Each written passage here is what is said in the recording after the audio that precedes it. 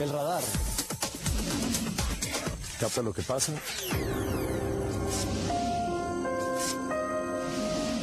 Y lo que viene.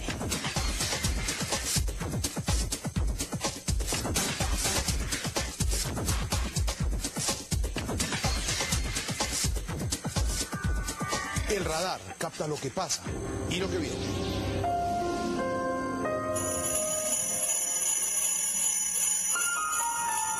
Dirige Darío Fernando Patiño. Conduce Jorge Alfredo Vargas. Buenas noches. Con este ambiente navideño saludamos especialmente a nuestros televidentes dentro y fuera de Colombia que nos acompañan a esta hora. Hoy con un prestigioso analista que nos habla de lo que ha sido la lucha antidrogas después de 15 años de muerto Pablo Escobar, con los responsables de la fiebre por García Márquez en Japón y con Tola y Maruja, que acaban de regresar de la sesión fotográfica en Soho. Se enciende el radar. Hace 15 años fue abatido el más sanguinario y poderoso de los narcotraficantes, pero el narcotráfico en Colombia siguió creciendo. ¿Puede considerarse exitosa la lucha contra este delito? ¿Qué ha fallado y qué se puede corregir? El analista político Alejo Vargas hace un análisis con María Elvira Samper sobre esta paradoja. Gabriel García Márquez es el autor en español más leído en Japón.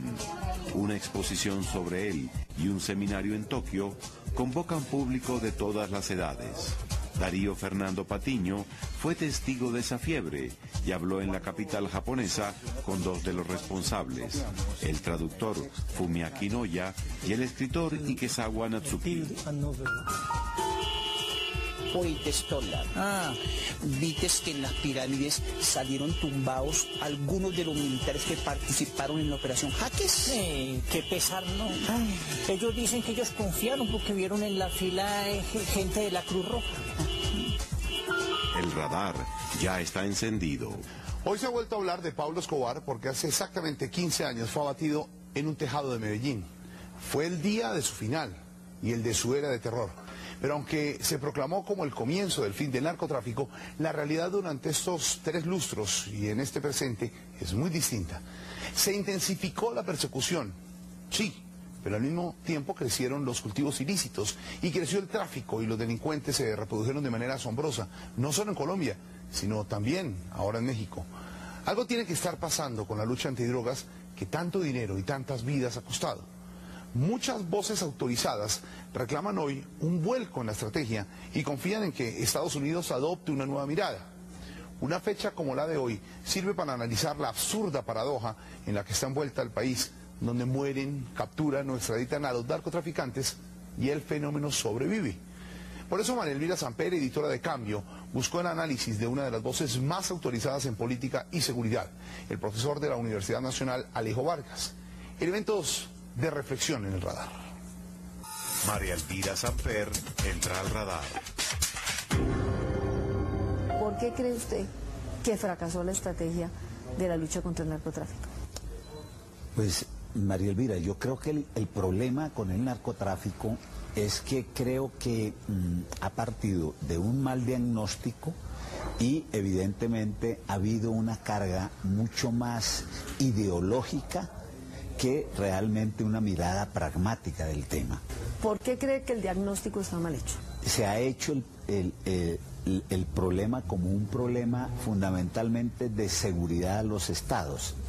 Y entonces recordemos que fue el presidente Nixon y después Reagan en Estados Unidos los que convirtieron lo que hasta ese momento en Estados Unidos era considerado un problema de salud pública a un problema de seguridad nacional. ¿Cuál ha sido el efecto más perverso de haber militarizado la perspectiva del narcotráfico? Pues el efecto más perverso es que se llegó a la conclusión que la mejor manera de atacar el narcotráfico era atacarlo en el origen. ¿Y quién es el origen? Nosotros. Los productores andinos. Y entonces terminamos criminalizando a pequeños y medianos productores que en buena medida son productores que están cultivando coca o amapola, o antes lo hacían con la marihuana, porque no tienen otras opciones productivas. ¿Cuántas familias viven del narcotráfico en Colombia? Hay aproximaciones que pasan por arriba de las 120.000 familias. Esto significa de manera directa que si miramos de manera indirecta, pues eso se multiplica mucho más. Pero son familias de productores, de raspachines, que gente que, así como hacían recolección de café antes o de algodón, ahora van a recolectar coca y de eso porque es más rentable. Y sí, es más rentable, pero es también porque tampoco hay otras muchas opciones de trabajo. Entonces, digamos, uno en el fondo podría decir también que hay un problema agrario no resuelto. Obvio, no hay duda que el tema de los cultivos llamados ilícitos, porque es muy paradójico. Recuerden que la amapola era la flor nacional, teníamos hasta un bambuco muy bonito y ahora es una cosa criminalizada.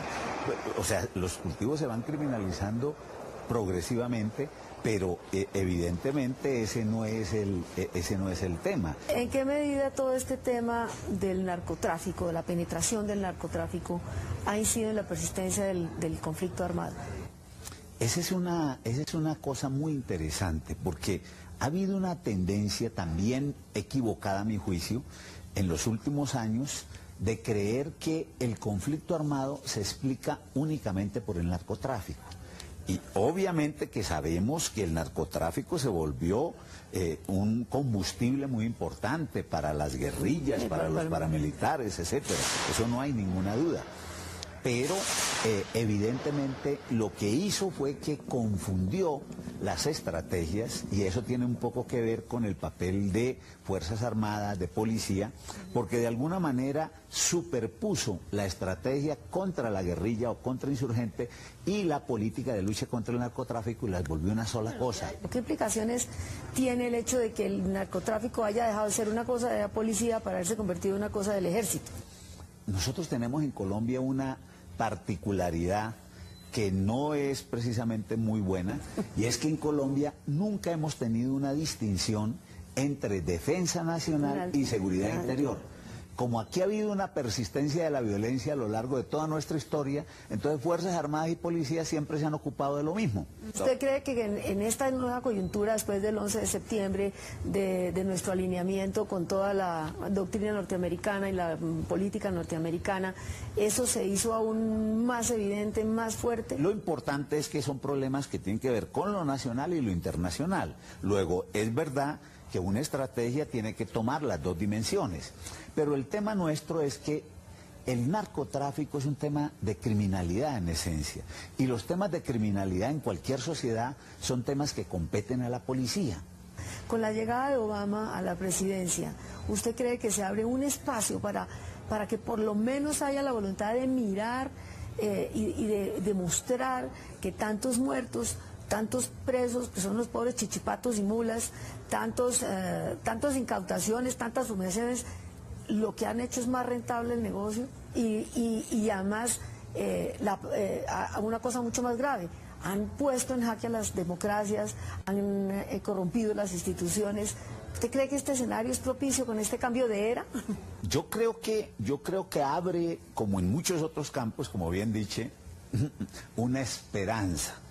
Yo creo que hay grupos de analistas en Estados Unidos, centros de pensamiento, cercanos incluso al Partido Demócrata y probablemente muy cercanos a la campaña del hoy presidente Obama, que han venido discutiendo muy seriamente ese tema. Es decir, hay que ir en otra dirección en la política antidrogas, porque cualquiera sabe que esa es una política fracasada. ¿Ya lo están diciendo allá? No, es más, alguna vez me decía un funcionario, un alto funcionario ligado a la política antidrogas, que muchos en Estados Unidos reconocían en privado el fracaso, pero nadie asumía el costo político de reconocerlo. Pero no diría que la legalización está lejos porque pues, digamos, hablando con la mano en el corazón, es tal la cantidad de recursos que genera el narcotráfico en todos los países que sacar esos recursos haría colapsar muchas economías, ¿o me equivoco? ¿O estoy exagerando? Yo he escuchado de algunos especialistas de Unión Europea que hablan de cifras del orden de 500.000 millones de dólares anuales, y que evidentemente esos son cifras si decimos que a Colombia se le quedan 5.000 millones, la pregunta es, los otros 495.000, ¿dónde se quedan? Sería un lapo mayor que el de las hipotecas ahora. Alguna vez nos decían en México, en un seminario que fuimos con algunos colombianos, decían algunos especialistas mexicanos que ya se quedaban 30.000. Bueno, ya vamos bajando, pero los otros 460, y sabemos que eso está en los paraísos fiscales y demás. Entonces, es verdad, yo creo que lo de legalización, que creo que es la solución realmente deseable, lo que pasa es que no siempre lo deseable es lo posible. Pero es posible en esta región donde son tantas las diferencias, por ejemplo, un gobierno como el colombiano, con Ecuador y con Venezuela, que están totalmente en desacuerdo con la estrategia.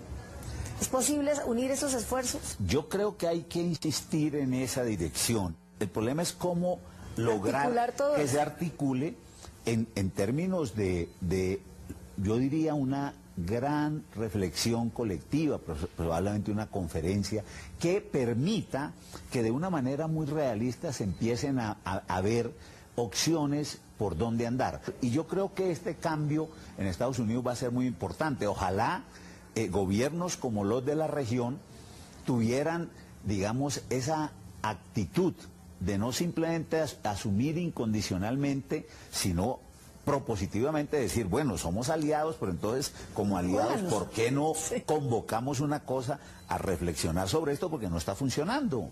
Doctor Alejo, muchas gracias. A usted, María Elvira. La pregunta es, ¿hasta cuándo el estigma del narcotráfico para Colombia? Por fortuna, hay alguien que se encarga de que el nombre del país no siempre lo asocien con este flagelo. Y ese es nuestro Nobel, Gabriel García Márquez. Se dice que Gabo es famoso en todas partes, pero una cosa es oírlo y otra comprobarlo, como lo pudo hacer Darío Fernando Patiño en Japón.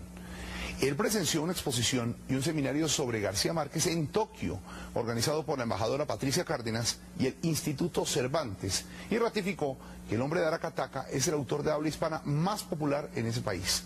Para ello han sido claves sus traductores y sus admiradores. Darío habló con los dos mayores gabólogos del Japón, el traductor Fumiaki Noya y el reconocido escritor Ikezawa Natsuki. Darío Fernando Patiño entra al radar. ¿Cuándo hizo su primera traducción? ¿Cuándo se interesó por la obra de García Márquez? Bueno, cuando era estudiante, quizá tenía 18 años o 19 años, pero todavía no teníamos el texto original.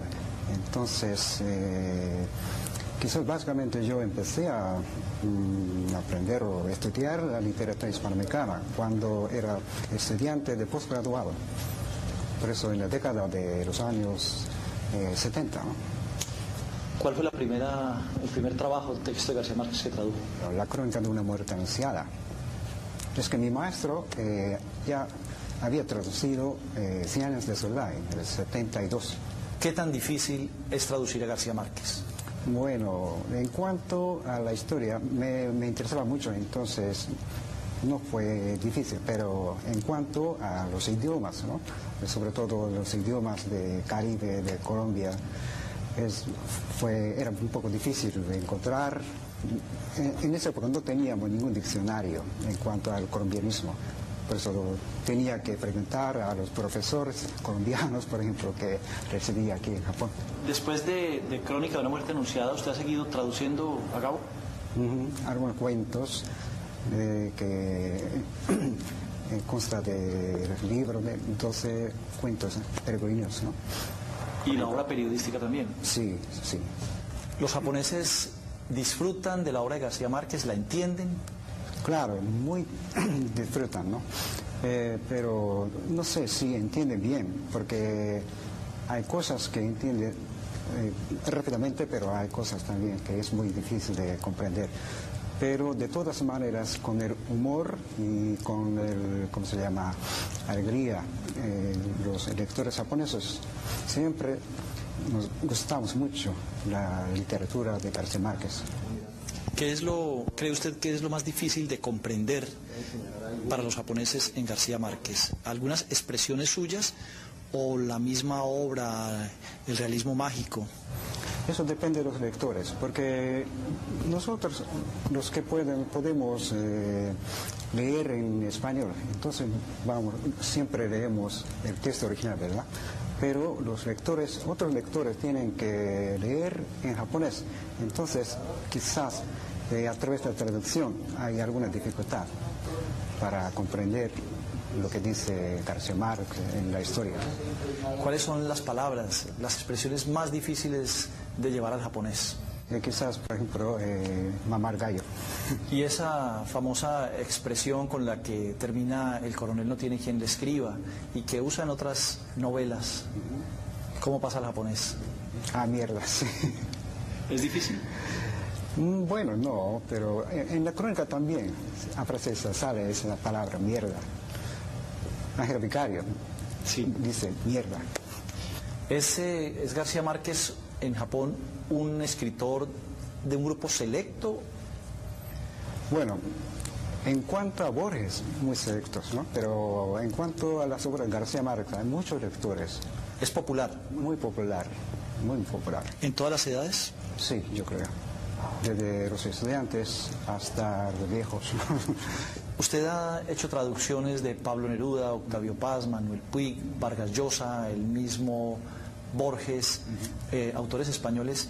¿Quién es para usted el autor preferido en lengua hispana? García Márquez. Sin lugar a dudas. Sí, es que, claro, cada tiene su mérito, pero a mí me gusta mucho García Márquez.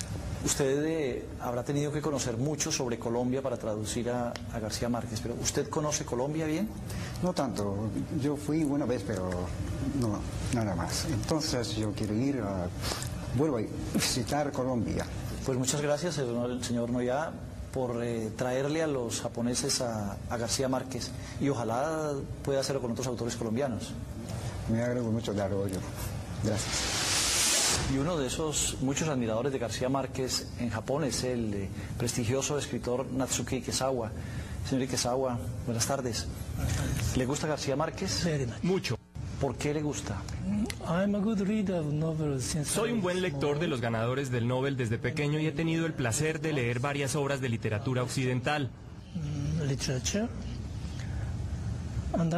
Yo llegué a pensar que ya conocía toda la literatura por la época de 1970. Entonces conocí a García Márquez y sus 100 años de soledad.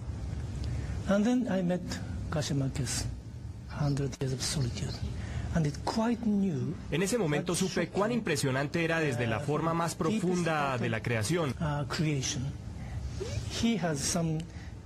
Es decir, él tiene un principio muy diferente para construir una novela.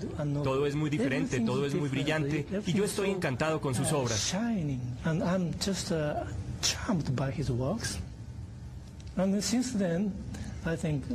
Desde ese entonces he sido un buen lector de él, hace 30 años o más.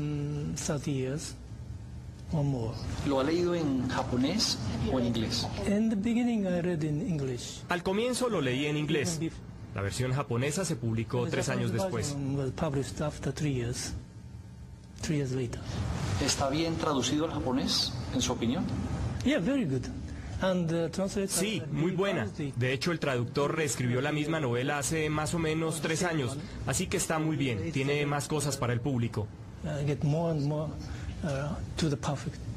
¿Para su trabajo como escritor, García Márquez ha sido una inspiración? Claro que sí, bastante. Una vez intenté escribir un tipo de novela de realismo mágico.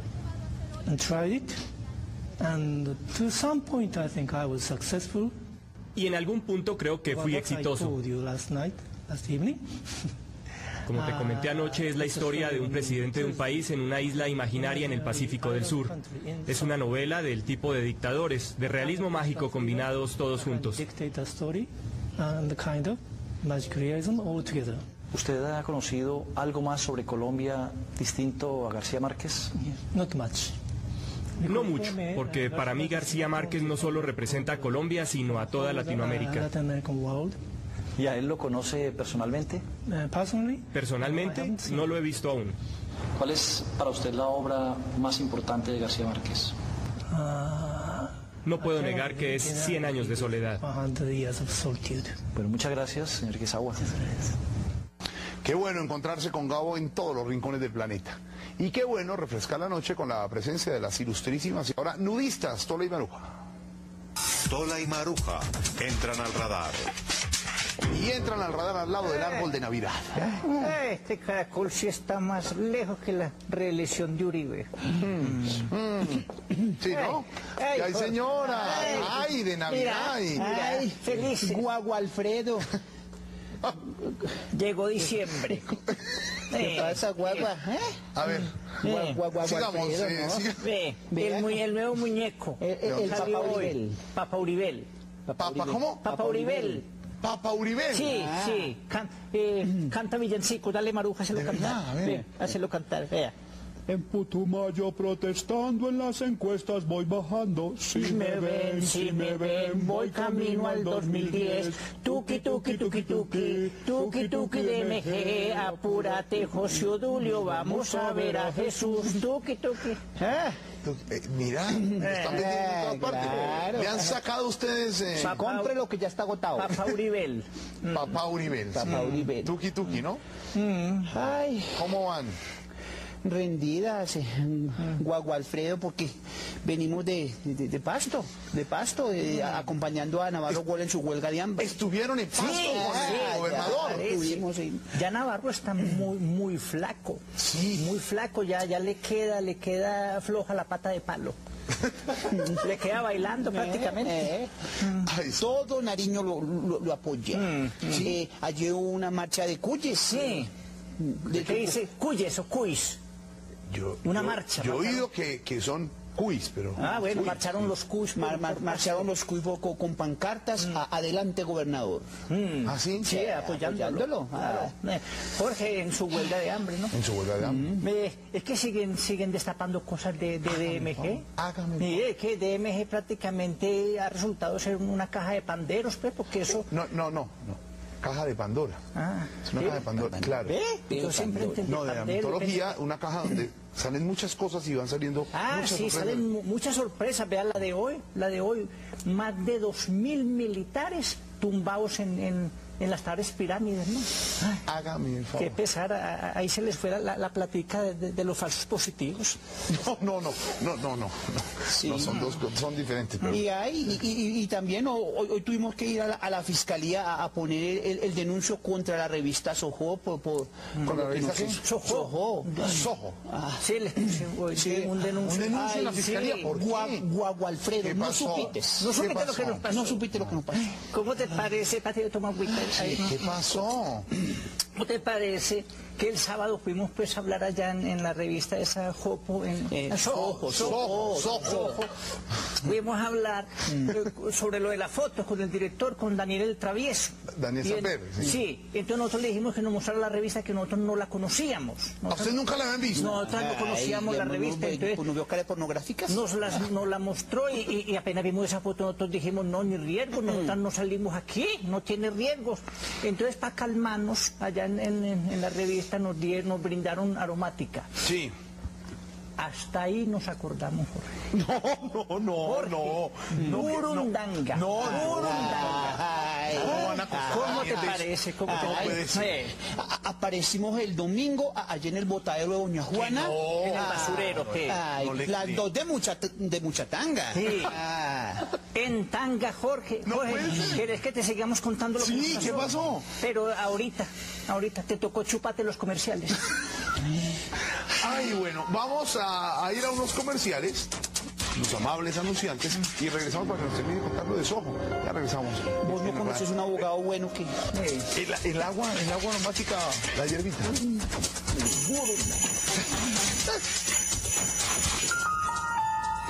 Usted está en las coordenadas correctas. Usted está viendo el radar. Un abogado honesto, ¿vos conoces? Un abogado honesto, pues habría que ver cuál estaría dispuesto. ¿O será que todos están ocupados con DMG? Sí, me imagino. Entonces, ¿cómo te parece, pues, Jorge, que aparecimos pues en tangas? ¿En el basurero? En el basurero allá de Doña Juana. En la tanga de Maruja tenía unas iniciales, YM. ¿Cómo? YM, o sea, G es Medina. Era la... Y se veía que eran de ella porque me quedaban guanchonas. ¿Cómo me quedarían? Que te tocó, a pesar de que le han colocado cuchillas. Le pusieron. Y yo tenía una tanga que estaba marcada, es que Victoria Secret. O sea que era de la secretaria de Daniel, de Victoria. No. ¿No? Victoria's Secret es una marca muy conocida de ropa interior femenina. Sí. Y bueno, y en medicina legal nos dijeron que no habíamos sido violadas. Ay, afortunadamente. Ay, menos mal, ¿vos te figuras, Jorge, nosotras a estas alturas embarazadas? Claro que hasta bueno, pues nosotras piponchas, porque con la barriga templada no se nos notan las arrugas. Sí. Jorge, esa nos pasó. Esa ¿qué pasó? Afortunada. Oiga, mi Diosito se hace las cosas muy bien hechas. ¿Qué pasó? Que estábamos pues sin 5 por lo de las pirámides, entonces no nos dieron el paseo millonario. Ay, claro, no las... Mi Dios hace las cosas muy bien, ¿no? Sí, bueno, Ay, ya queremos aprovechar. Voy a llamar a Daniel y le cuento. Queremos aprovechar A ver, ¿qué para pasó? invitar a los paisanos en Medellín que nos vamos a presentar allá. La semana entrante nos presentamos del 11 al 20 en el Teatro del Águila Descalza, el teléfono 284-4211. Ay, qué cuña la que metimos. Y van a y visiten la página web para que sí. rifemos boletas. Los que visiten la página web les vamos a rifar boletas para ir a vernos, pero tienen que decir que son tumbados de las pirámides. Ay, señora, resuelve una cosa antes de ir con la frase. ¿Hubo fotos o no hubo fotos? No tiene ni idea todavía. Ya nos están chantajeando con esas fotos. Voy a llamar a Daniel y el jueves les cuento. No, es que como nosotros no sabemos qué fotos nos tomaron. Claro, ustedes no tienen ni idea. Vaya a ver. Vamos a averiguar con Daniel, el jueves les tengo noticias aquí en radio. Frase para terminar, a propósito de lo que estamos hablando. De Belli, el primero y peor de todos los fraudes es engañarse a sí mismo. A sí mismo. Hay que llamarse. Uno tumbase uno mismo, o sea, una pirámide de uno mismo y uno mismo a borrar y uno mismo volase. Volase uno mismo de uno mismo. Eso sí, no está bien. Chao, señoras. Nos vemos el jueves. Voy a averiguar lo de las fotos. Ya se siente mejor. Sí. Ustedes hasta mañana, ya saben, www.caracoltv.com. Ahí ven las entrevistas. Nos vemos mañana. Para dar sin sentido. Chao. Qué hermosos habremos hecho. Sí, no se acuerdan de nada. Sí. Pues no se acuerdan de nada, de nada. Nada. Yo no sé lo que hablaban de punto G.